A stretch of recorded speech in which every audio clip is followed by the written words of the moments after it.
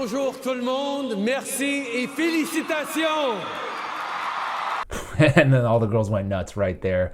I hate to say it, the French worked a little bit of its magic on me as well. First off, my name is James Lee. I want to take a second to welcome the newcomers to this community coming over from Breaking Points. I'll be doing more pieces for them in the future. But yes, welcome to 5149, where I talk business, politics, society. And today I want to talk about Justin Trudeau. Specifically, what the heck happened to him in the past couple years? So Trudeau was the commencement speaker at my graduation from NYU in 2018. And his speech that day actually had quite a profound impact on me and my worldview, believe it or not. So today, in 2022, with the backdrop of the Freedom Convoy, the truckers and other citizens who banded together to protest vaccine mandates and other COVID-19 restrictions, as well as the global unrest that's unfolding all over the world, the battle between different ideologies, who is afforded a voice in mainstream society, who isn't worthy of such an opportunity. I want to dissect some of his speech to contrast and discuss what he was advocating for then to what he's doing now, because the differences are stark. Humanity has to fight our tribal mindset. We go to the same church? Cool, you're in my tribe. You speak my language? You're in my tribe. You're an NYU alumni? You're in my tribe. You play Pokemon Go? You're a vegetarian. You like the Yankees. You go to the gun range. You're pro-choice. Tribe, tribe, tribe. See, but of course, it's not the belonging part that is the real problem. It's the corollary. You are part of my tribe, and they are not. You are a part of my tribe, they are not, unfortunately perfectly sums up the kind of reality a lot of us live in, both online and in real life, right? We're not talking about foreign invaders here. We're talking about our fellow citizens. Are you a Democrat or a Republican? Are you vaxxed? Are you anti-vax? Are you with us or are you against us, right? There seems to be little room for nuance, for people to hold multiple thoughts at the same time, so much so that in Trudeau's case, he even at one point recently openly contemplated segmenting the population by placing a financial burden on people in different tribes. People who continue to hesitate or to choose not to get vaccinated, they are losing privileges to. And the Prime Minister is not ruling out an idea floated by Quebec's Premier, taxing those that haven't gotten the shot. Seems kind of antithetical to 2018 Trudeau, but you can kind of see the argument being made that this kind of policy can act as a stick to make it more likely for people to receive a COVID vaccination because they believe it's the right thing to do, and thus the ends justify the means. But by isolating a particular group that's already distrustful of governmental overreach and authority, it's only going to make things more tribal, more antagonistic, more disruptive. This is a quote from Greg Lukianoff and Jonathan Haidt's The Coddling of the American Mind. Quote, "The more you separate people and point out differences among them, the more divided and less trusting they will become. The more you emphasize common goals or interests, shared fate, and common humanity, the more they will see one another as fellow human beings, treat one another well, and come to appreciate one another's contributions to community." Pauli Murray expressed the power of this principle when she wrote, "When my brothers try to draw a circle to exclude me, I shall draw a larger circle to include them." Now, I think that's a very powerful, but undoubtedly perhaps a very difficult principle to implement, right? How do you coexist, let alone thrive in a community or society with people who you just can't possibly fathom how they could think and act so differently than you, almost as if the things they say and do come from another reality? Now, often people talk about striving for tolerance. But if we're being honest, right here, right now, I think we can aim a little higher than mere tolerance. Think about it. Saying, "I tolerate you," actually means something like, "Okay, I grudgingly admit that you have a right to exist, just don't get in my face about it, and no, don't date my sister." There's not a religion in the world that asks you to tolerate thy neighbor. So let's try for something a little more like acceptance, respect, friendship, and yes, even love.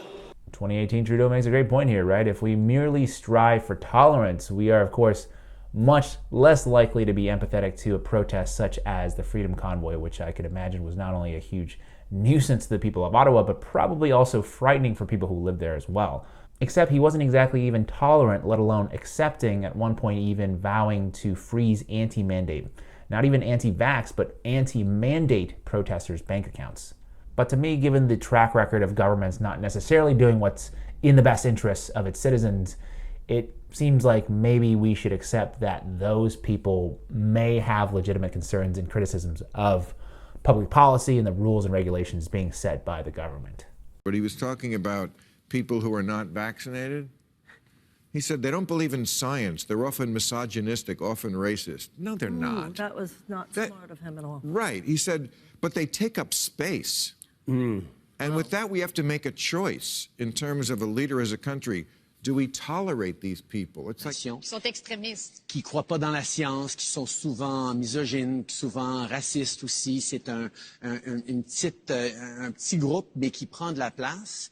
Et là, il faut faire un choix en tant que leader, en tant que pays.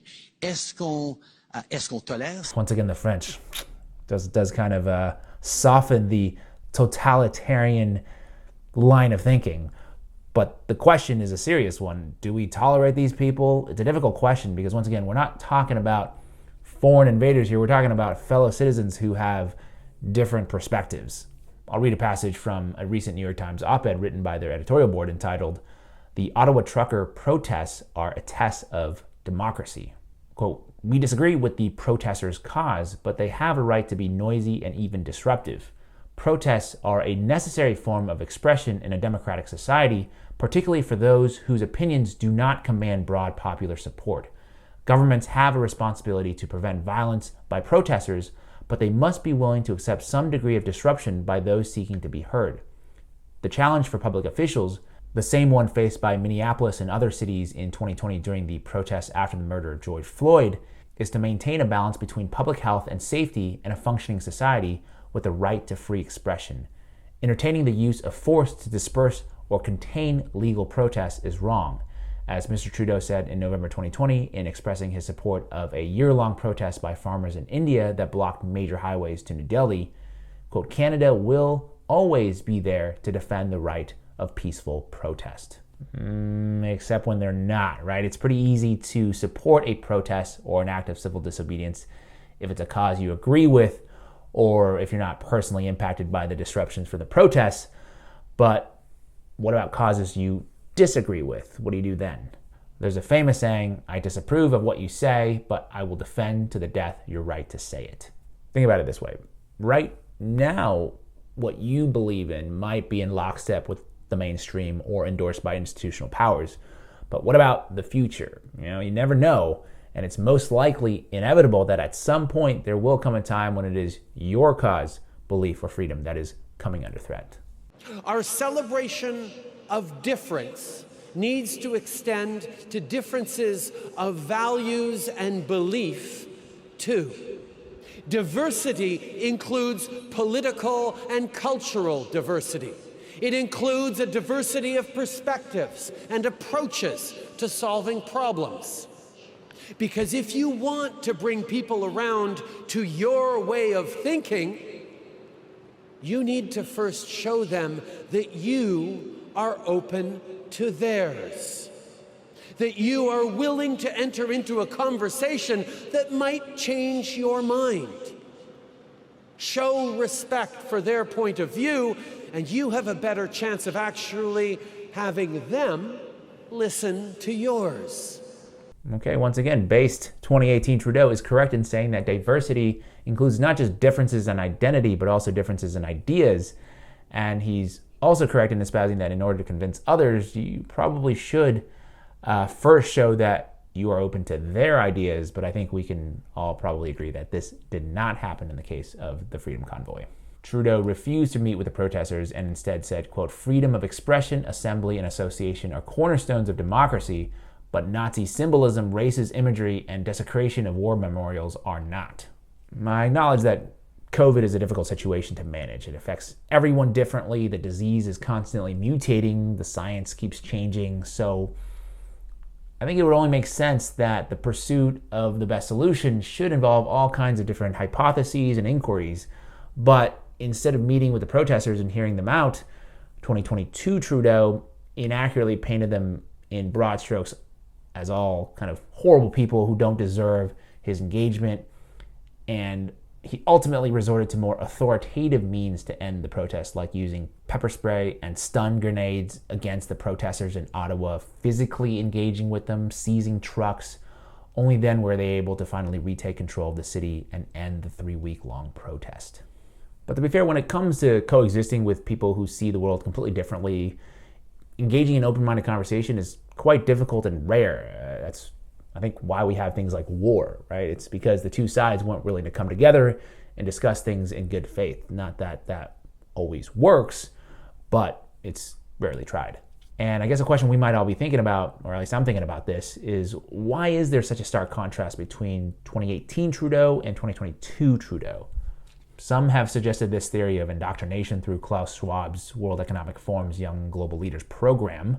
Others point to capitalism. All was more or less fine and well with the protests until the Freedom Convoy was able to shut down auto plants in the US. Probably there's a bit of both and more, like I've talked about with things like the MBA program for corporate executives. There's groupthink, the ambition to rise through the ranks. If you're not going to conform, there's going to be somebody else who is willing and able, and they'll take your place. And with something like capitalism, there's only the bottom line. All other considerations can more or less be ignored. So not necessarily willing to draw any conclusions, especially about the former. Those are just observations that require additional investigation. But my point here is that there are a lot of competing influences in the upper echelon of government and in our ruling class in general. But one influence that is absent are the voices of regular people. You know, to divide and conquer will always be a much easier path than unity. And that former path happens to serve the interests of the most powerful and the very wealthy. I think I said this before, the fact of the matter is governments haven't been proven to be always acting in our best interests.